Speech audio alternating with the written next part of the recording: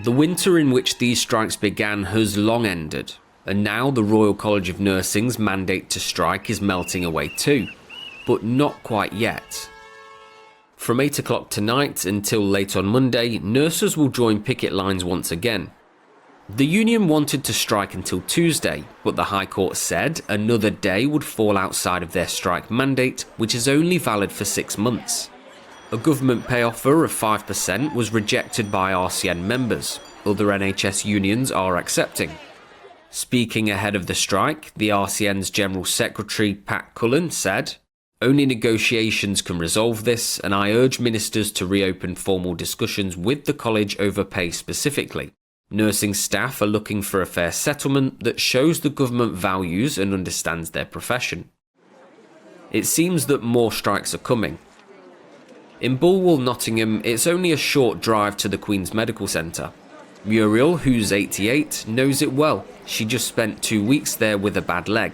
She praised the nurses who looked after her, but says they were exhausted. The nurses were very good at the Queen's Medical Centre. They all seemed cheerful enough, but they were that busy. They were here, there and everywhere. They're rushing about all the while. They don't get much break at all while they're there. Muriel says she will support more strikes, but others in Bulwell are unsure.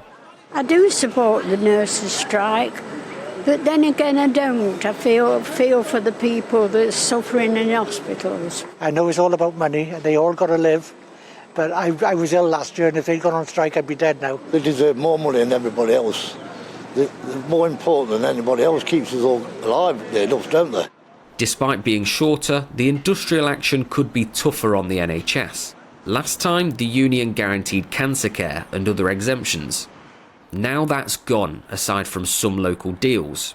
Health and Social Care Secretary Steve Barclay said, "It is hugely disappointing some unions are escalating strike action this week, including the RCN, despite only a third of its members rejecting the government's fair and reasonable offer on pay, which other unions accepted.